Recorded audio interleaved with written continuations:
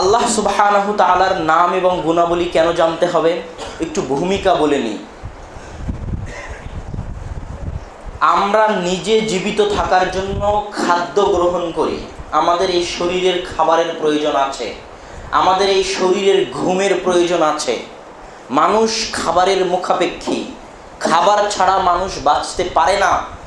একমাত্র মুখাপেক্ষীহীন সত্তা হচ্ছেন আল্লাহুস সামাদ।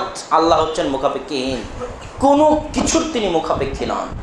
আর আমি এবং আপনি চলতে ফিরতে পদে পদে হাজার হাজার জিনিসের মুখাপেক্ষী, তার মধ্যে একটা হচ্ছে খাবারের মুখাপেক্ষী। তো আমাদের এই শরীর যেমন খাবার ছাড়া চলবে না, খাবার ছাড়া বাঁচতে পারে না, তেমনি আমাদের ভিতরে আর একটা অংশ আছে, তার নাম আত্মা, রূহ, কালব। ওই রূহ বা কালবেরও খাবার লাগে, ওই আত্মারও খাবার লাগে। খাবার ছাড়া যেমন শরীর অচল হয়ে যায়, ওই রূহ, ওই আত্মা, ওই কালব তার খাবার না পেলে সেও অচল, অকেজ হয়ে যায়। সে ছটফট করতে থাকে, হতাশায় ভোগে, রাত্রে ঘুম হয় না, মনে শান্তি পায় না, গুনাহের মধ্যে শান্তি নাই। গুনাহ করতে করতে করতে করতে অন্তরে রূহের উপর কালো পর্দা পড়ে গেছে। ওই আত্মা ভিতরে ভিতরে কাঁদতে থাকে। ওই আত্মার কান্না আপনি অনুভব করতে পারেন, কিন্তু বোঝার চেষ্টা করেন না, নিজেই নিজেকে ধোঁকা দেয়। তো ওই আত্মার খাবার হচ্ছে আল্লাহ সুবহানাহু তাআলার পরিচয়, আল্লাহ সুবহানাহু তাআলার তাওহীদ, আল্লাহ সুবহানাহু তাআলার একত্ববাদ। যেহেতু ওই আত্মাকে আল্লাহ সুবহানাহু তাআলাই পাঠিয়েছে, ওই আত্মা ফিরে যেতে চায় আল্লাহর দিকে। ওই রূহ, প্রত্যেক মানুষের রূহ, প্রত্যেক আদম সন্তানের রূহ আল্লাহর দিকে ফিরে যাওয়ার জন্য কাঁদে। গুনাহে কলুষিত, জর্জরিত, ছটপট, হতাশায় আত্মহত্যা পর্যন্ত করে। কেননা ওই রূহ তার খাবারটা পায় না। তার খাবারটা হচ্ছে সেই জায়গায় যখন সে আল্লাহকে জানতে পারবে, আল্লাহকে চিনতে পারবে, আল্লাহকে বুঝতে পারবে, আল্লাহর সাথে একটা সম্পর্ক তৈরি হবে। এই সম্পর্ক যখন তৈরি হবে আল্লাহকে চিনা, জানা, বুঝার মাধ্যমে, তখন এই আত্মাটা প্রশান্ত হয়ে যাবে। এই জন্য আল্লাহ সুবহানাহু ওয়া তাআলা কোরআন মাজিদে বলেছেন, আলা বিযিকরিল্লাহি তাতমাইন্নুল কুলুব, আল্লাহর স্মরণে আত্মা প্রশান্ত হয়। আর দেখবেন এই কোন মাহফিলে মানুষ বাসে উঠাউঠি করে না, চিল্লাচিল্লি করে না, একটা মাহফিল হয়, একজন পীরের মাহফিল হয়, তো আল্লাহ বলতেছেন আল্লাহর জিকিরে আত্মা কি হয়? প্রশান্ত হয়। আল্লাহর বাণী, আল্লাহর জিকিরে যদি কেউ গাছে লাফালাফি করে, বাসে লাফালাফি করে, নিজে লাফালাফি করে, তাহলে তার আত্মা এখনো প্রশান্ত হয়নি। সে মিথ্যা জিকির করছে, মিথ্যুকের বাচ্চা মিথ্যু। আল্লাহর বাণী মিথ্যা হতে পারে না। আল্লাহ কোরআনে বলেছেন, আলা বিযিকরিল্লাহি তাতমাইন্নুল কুলুব, আল্লাহর স্মরণে, আল্লাহর জিকিরে মানুষের আত্মা প্রশান্ত হয়, মানুষের আত্মা শান্তি পায়। পাপে জর্জরিত কলুষিত আত্মা তার ফিরে যাওয়ার ঠিকানা পায়। এই জন্য ওই আত্মার খাবারের জন্য আমাদেরকে জানতে হবে আল্লাহকে, আল্লাহর পরিচয় কি। আর যেহেতু চর্মচক্ষু দিয়ে, মানুষের চক্ষু দিয়ে আল্লাহকে দেখা সম্ভব নয়, জান্নাতবাসীদের সবচেয়ে বড় পুরস্কার হবে আল্লাহ সুবহানাহু ওয়া তাআলার দর্শন। আল্লাহ সুবহানাহু ওয়া তাআলার দর্শনে জান্নাতের অধিবাসীরা সকল নিয়ামত ভুলে যাবে। যে নিয়ামতের কথা আল্লাহ বলেছেন, মা রাআত আইনুন ওয়ালা সামিআত উযনুন ওয়া মা খাতারা বিবালি আহাদিন। জান্নাত এমন জায়গা যা মানুষের চোখ কোনোদিন দেখেনি, মানুষের কান কোনোদিন শুনুনি, মানুষের অন্তর কোনোদিন কল্পনা করেনি। উচ্চ শিক্ষিত কোরিয়ান, চায়না ইঞ্জিনিয়ার একটা উন্নত মানের, সর্বোন্নত মানের বিল্ডিংয়ের যে কল্পনা তার অন্তরে করতে পারবে, তার চাইতেও বড় জান্নাত, তার চাইতেও মহা জান্নাত। পৃথিবীর কোনো মানুষ জান্নাতকে অন্তর দিয়ে কল্পনা করতে পারবে না, কান দিয়েও কোনোদিন শুনেনি, চোখ দিয়েও কোনোদিন দেখেনি। সেই জান্নাতের সকল নিয়ামত মানুষ ভুলে যাবে কার দর্শনে? আল্লাহ সুবহানাহু ওয়া তাআলার দর্শনে। তো যেহেতু দুনিয়াতে এই চর্মচক্ষু দিয়ে আল্লাহ সুবহানাহু ওয়া তাআলাকে দেখা সম্ভব নয়, তাহলে আমি আল্লাহকে কিভাবে জানব? তার একটাই উপায়, আল্লাহর নাম এবং আল্লাহর গুণাবলী আমাকে জানতে হবে। আল্লাহ সুবহানাহু ওয়া তাআলার নাম এবং আল্লাহ সুবহানাহু ওয়া তাআলার গুণাবলী। আপনি একজন আলেমকে দেখেননি, কিন্তু তাকে চিনেন কিভাবে? তার নাম শুনে, তার গুণাবলী শুনে। হাফিজ ইবনে তাইমিয়া, হাফিজ ইবনে হাজার আসকালানি কোনোদিন দেখেছেন? মুহাম্মদ সাল্লাল্লাহু আলাইহি ওয়াসাল্লাম কোনোদিন দেখেছেন? দেখেননি, কিন্তু তার নাম এবং তার গুণাবলীর কারণে আপনি তাকে চিনেন। তো আপনার আত্মাও আল্লাহকে চিনতে পারবে যদি আল্লাহর নাম জানে এবং আল্লাহর গুণাবলী জানে। এই জন্য আল্লাহর নাম এবং আল্লাহর গুণাবলীর গুরুত্ব শরীয়তে অপরিসীম। রাসূল সাল্লাল্লাহু আলাইহি ওয়াসাল্লাম তাবারানীর ৭৫৩২ নম্বর হাদিসে বলতেছেন, মান ক্বারা আয়াতাল কুরসি দুবুরা কুল্লি সালাতিন লা ইয়ামনাউহু মিন দুখুলিল জান্নাহ ইল্লাল মাউত। যে ব্যক্তি ৫ ওয়াক্ত সালাতের পরে আয়াতুল কুরসি পাঠ করলো, তাকে জান্নাতে যেতে কোনো কিছুই বাধা দিতে পারবে না তার মৃত্যু ছাড়া। সে মরলেই জান্নাতে চলে যাবে। এই আয়াতুল কুরসির শুরু থেকে শেষ পর্যন্ত মনোযোগ দিয়ে পড়ে দেখবেন, কিছুই নাই, আল্লাহ সুবহানাহু ওয়া তাআলার নাম এবং তার গুণাবলী ছাড়া আর কিছু নাই। আল্লাহ সুবহানাহু ওয়া তাআলা শুধু তার নাম এবং গুণাবলী বর্ণনা করেছেন এই আয়াতুল কুরসির মধ্যে। রাসূল সাল্লাল্লাহু আলাইহি ওয়াসাল্লাম সহিহ মুসলিমের 811 নম্বর হাদিসে বলছেন যে কিরাআতু সূরাতুল ইখলাস তা'দিলু সুলুসাল কোরআন।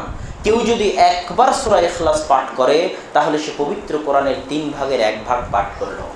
আর কেউ যদি সূরা ইখলাস 3 বার পাঠ করে তাহলে সে পবিত্র কোরআন, সম্পূর্ণ পবিত্র কোরআন একবার পাঠ করলো। পৃথিবীর সর্বশ্রেষ্ঠ গ্রন্থ, যার প্রতি হরফ পড়লে 10 নেকি, সেই গ্রন্থের শুরু থেকে নিয়ে শেষ পর্যন্ত প্রায় 600 পৃষ্ঠা পড়লে যা নেকি হবে, আপনি এক সূরা ইখলাস 3 বার পাঠ করলে সেই নেকি পাবেন। কেন? সূরা ইখলাসের মধ্যে শুধু আল্লাহ সুবহানাহু ওয়া তাআলার গুণাবলী, আল্লাহ সুবহানাহু ওয়া তাআলার পরিচয় বলা আছে। আল্লাহ সুবহানাহু ওয়া তাআলা কে এটা জানতে চাইলে যারাই পৃথিবীতে রবের দাবিদার, সেটা যেই হোক না কেন, তাকে আপনি আল্লাহর সাথে মিলিয়ে দেখেন, তাহলে আপনি এই সূরা ইখলাসের সাথে মিলিয়ে দেখেন, তাহলে আপনি বুঝতে পারবেন আল্লাহ সুবহানাহু ওয়া তাআলার পরিচয়।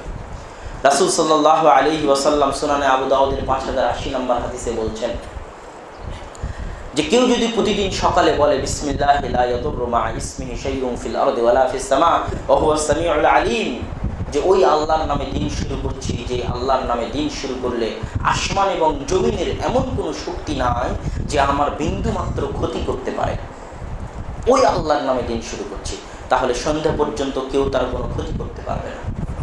আর সন্ধ্যায় যদি আল্লাহর নাম নিয়ে দিন শুরু করে তাহলে সকাল পর্যন্ত কেউ তার ক্ষতি করতে পারবে না। পৃথিবীতে যত বরকত, আমরা যে বরকত শব্দটা উচ্চারণ করি, যে বরকত, আল্লাহ তোমার জ্ঞানে বরকত দিক, আল্লাহ তোমার টাকা পয়সায় বরকত দিক, আল্লাহ তোমার সন্তান সন্ততিতে বরকত দিক, এই যে বরকত শব্দটা, এই বরকতের উৎপত্তি কোথায় থেকে? সকল বরকতের উৎপত্তি আল্লাহ সুবহানাহু ওয়া তাআলা থেকে। এই জন্য আল্লাহ সুবহানাহু ওয়া তাআলার সাথে সংশ্লিষ্ট সবই বরকতময়। আল্লাহ সুবহানাহু ওয়া তাআলার বাণী কি, কালাম কি? কোরআন। আল্লাহ সুবহানাহু ওয়া তাআলার বাণী হচ্ছে কোরআন, এই জন্য কোরআন হচ্ছে বরকতময়। যেখানে কোরআন পড়া হবে সেখানে বরকত অবতীর্ণ হবে। আল্লাহ সুবহানাহু ওয়া তাআলার নাম হচ্ছে বরকতময়, যেখানে আল্লাহর নাম নেওয়া হবে সেখানে বরকত হবে। আল্লাহর নাম নিয়ে খাবার গ্রহণ করেন, বরকত হবে। আল্লাহর নাম নিয়ে দিন শুরু করেন, বরকত হবে। আল্লাহর নাম নিয়ে যাত্রা শুরু করেন, বরকত হবে। শুধু তাই নয়, কিছু কিছু সময়ে আল্লাহ সুবহানাহু ওয়া তাআলার নাম নেওয়া অপরিহার্য। প্রত্যেক যে পশু জবেহ করা হয়েছে আল্লাহর নাম ছাড়া, তা মুসলমানের জন্য খাদ্য গ্রহণ করা হারাম। এটা হচ্ছে আল্লাহ সুবহানাহু ওয়া তাআলার নামের গুরুত্ব।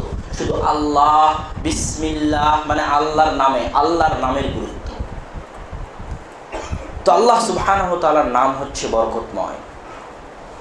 সম্মানিত উপস্থিতি, সে আল্লাহ সুবহানাহু ওয়া তাআলার নাম এবং গুণাবলী বিষয়ে আমাদেরকে জানতে হবে। রাসূল সাল্লাল্লাহু আলাইহি ওয়াসাল্লাম সহিহ বুখারীর একটা হাদিসে বলেছেন, ওয়ালিল্লাহি ইন্না লিল্লাহি 99 আসমা, আল্লাহ সুবহানাহু ওয়া তাআলার 99টা নাম রয়েছে। মান আহসাহা দাখালাল জান্নাহ, যেই 99টা নাম আয়ত্ত করে নেবে সে জান্নাতে চলে যাবে। শুধু আল্লাহর নাম আয়ত্ত করে নিলে জান্নাত। এই আয়ত্ত করার ব্যাখ্যায় হাফিজ ইবনুল কাইয়িম রাহিমাহুল্লাহ বলতেছেন, এই আয়ত্ত আপনি 3 ভাবে করতে পারেন। আল্লাহর নাম যে আপনি আয়ত্ত করবেন 3 ভাবে। 1, আল্লাহর 99টা নাম মুখস্থ করতে হবে। এখানে একটা কথা বলে রাখি, যে হাদিসে একসাথে 99টা নাম দেওয়া হয়েছে ও হাদিস জয়ীফ। 99টা নাম অনেক আলেম ওলামা কোরআনে যত নাম এসেছে সেগুলো বের করে, বিভিন্ন সহিহ হাদিসে আল্লাহর যত নাম এসেছে সেগুলো বের করে এক জায়গায় জমা করেছেন। সেই 99টা নাম আলাদা, কিন্তু একসাথে একই হাদিসে যে 99টা নাম এসেছে ওই হাদিস জয়ীফ। তো আমরা আমাদের কথা সামনে আগাই যে এই 99টা নাম আপনাকে মুখস্থ করতে হবে। 2, এই 99টা নামের অর্থ আপনাকে হৃদয়ঙ্গম করতে হবে, বুঝতে হবে, বুঝতে শিখতে হবে আমাদেরকে, যে আল্লাহ সুবহানাহু ওয়া তাআলার এই নামটার অর্থ কি। আমরা যতক্ষণ না বুঝতে পারবো ততক্ষণ আমরা আল্লাহ সুবহানাহু ওয়া তাআলাকে চিনতে পারবো না। মানুষও দয়ালু, আল্লাহও দয়ালু। আল্লাহ বলছেন আলহামদুলিল্লাহি রাব্বিল আলামিন আর রহমানির রহিম, পরম করুণাময় ও দয়ালু। একজন মানুষও দয়ালু, কিন্তু মানুষের দয়া এবং আল্লাহর দয়ার মাঝে পার্থক্য আছে। মানুষের দয়া পাওয়ার জন্য এখনই ঘোষণা আসবে যে অমুক অসুস্থ, তার জন্য কিছু দান করেন, অমুক পঙ্গু, তার জন্য কিছু দান করেন। এই দয়া পাওয়ার জন্য আপনাদের সামনে কিছু বলা লাগবে, অনুনয় বিনয় করা লাগবে। 2, অনুনয় বিনয় করার পর আপনি 1 দিন দিতে পারেন, 2 দিন দিতে পারেন, 3 দিন দিতে পারেন, 4 দিন দিতে পারেন। একদিন আপনার ধৈর্য হারিয়ে যাবে, আপনি আর দিবেন না। আপনি রাগ করবেন আমার উপর যে প্রত্যেক দিন চাইতে আসো। 3 আপনি হয়তো দিলেন 10,000, 5,000, 15,000, 20,000 টাকা, কিন্তু 1 মাস, 1 বছর, 10 বছর পরে আপনি খোটা দিবেন আমাকে যে ওই তুই তো আমার কাছ থেকে 10,000 টাকা নিয়ে এই পর্যায়ে এসেছিস, এত উন্নতি করেছিস, আজকে আমার কথা শুনিস না, খোটা দিবেন। এটা হলো মানুষের দয়া। কত নিম্নমানের দয়া মানুষের দয়া। অনুনয় বিনয় করে চাওয়া লাগে, চাইলে পাওয়া যাবে কিনা সন্দেহ আছে, পাইলে একদিন পাওয়া যেতে পারে, প্রতিদিন পাওয়া যাবে কিনা সন্দেহ আছে, প্রতিদিন পাওয়ার পরে খোটা দিবে কিনা এরও সন্দেহ আছে। আর আল্লাহর দয়া এর থেকে মহান, মহা অসীম, অসীমাহীন। সেটা একটা বাক্য দিয়ে আমি আপনাকে বুঝাতে চাই। সে বাক্যটা কি? রাসূল সাল্লাল্লাহু আলাইহি ওয়াসাল্লাম বলছেন, ইয়াগদিবুল্লাহু আলা মান লা ইয়াদউ ইলাল্লাহ। আল্লাহ সুবহানাহু ওয়া তাআলা ওই ব্যক্তির উপর রাগান্বিত হন যে আল্লাহর দরবারে কিছু চায় না। এই একটা বাক্য যথেষ্ট। যদি আপনি বুঝতে পারেন, যদি আপনি অনুভব করতে পারেন যে মানুষের নিকটে চাইতে চাইতে আপনি ক্লান্ত হয়ে গেছেন, তবুও পান না, পেলেও 1 দিন পেবেন, 2 দিন পাবেন কিনা সন্দেহ আছে, যদি পান খোটা দিবে কিনা সন্দেহ আছে, আর আল্লাহ আপনার উপর রাগ করে বসে আছেন যে আপনি আল্লাহর দরবারে কেন একদিন হাত উঠিয়ে বলেন না যে আল্লাহ আমাকে দাও। আল্লাহ প্রত্যেক দিন শেষ আসমানে নেমে আসেন, হাল মিন মুস্তাগফির ইয়াস্তাগফিরুনি, কোনো কি ক্ষমা প্রার্থনাকারী আছে যে আমার নিকটে ক্ষমা প্রার্থনা করবে? কোনো কি খাদ্য চাওয়ার ব্যক্তি আছে? আজ শেষ রাতে নিচের আসমানে নেমে এসে আল্লাহ ডাকতে থাকেন যে আসো, চাও, আমার দরবারে হাত উঠিয়ে আমাকে কিছু বলো। এই জন্য রাসূল সাল্লাল্লাহু আলাইহি ওয়াসাল্লাম বলেছেন, তোমাদের কারো যদি পায়ের জুতার ফিতা হারিয়ে যায়, শিফআনা আলী, পায়ের জুতার ফিতা হারিয়ে যায়, তো এই পায়ের জুতার ফিতাও যেন সে কার কাছে চায়? আল্লাহর কাছে চায়। তো এটা তখনই হবে যখন আপনি আল্লাহর দয়া, আল্লাহর রহমত, আল্লাহর করুণার গভীরতা, অপরিসীমতা অনুভব করতে পারবেন। তখন প্রত্যেক পদে পদে আপনি আল্লাহর দিকে ফিরে যাবেন। আর আল্লাহর দিকে যখন মানুষ ফিরে যায় সঠিকভাবে, ইখলাসের সাথে, তখন আল্লাহ তার বান্দাকে একাই ছাড়েন না। পৃথিবীতে বহু নজির আছে, বহু নজির আছে। কত নজির নেবেন আপনি? ইব্রাহিম আলাইহিস সালাতু ওয়াস সালামের সাথে যখন সারা সফরে বের হলো, সারা পৃথিবীতে 2 জন মুমিন মুমিনা, আর কেউ নাই।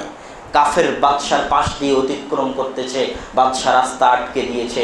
2 জন মিথ্যা বললেন যে আমি বোন, আমি ভাই, সে বোন, সে বলল আমি বোন, সে ভাই, স্বামী স্ত্রী পরিচয় দিলেন না। তারপরও বাদশা বন্দি করে নিয়ে গেল। সারার সাথে খারাপ কাজ করার জন্য, জেনায় লিপ্ত হওয়ার জন্য বাদশা এগিয়ে যাচ্ছে। সারা আল্লাহর দরবারে 2 রাকাত সালাতের জন্য দাঁড়িয়ে গেলেন। রাসূল সাল্লাল্লাহু আলাইহি ওয়াসাল্লাম যখনই কোনো বিপদের মুখোমুখি হতেন, বাদারা ইলা সালাহ, সাথে সাথে সালাতে দাঁড়িয়ে যেতেন। রাসূল সাল্লাল্লাহু আলাইহি ওয়াসাল্লাম যখনই কোনো বিপদের মুখোমুখি হতেন, সাথে সাথে সালাতে দাঁড়িয়ে যেতেন। আমি আমার আম্মাকেও দেখেছি, যখনই তিনি কোনো বড় বিপদের মুখোমুখি হন, সাথে সাথে সালাতে দাঁড়িয়ে যান। কেননা আল্লাহর নিকটে যাওয়ার সবচেয়ে বড় মাধ্যম কি? সালাত। আল্লাহর কাছে কিছু চাওয়ার সবচেয়ে বড় মাধ্যম কি? সালাত। তো সারা আল্লাহর দরবারে সালাতে দাঁড়িয়ে গেলেন।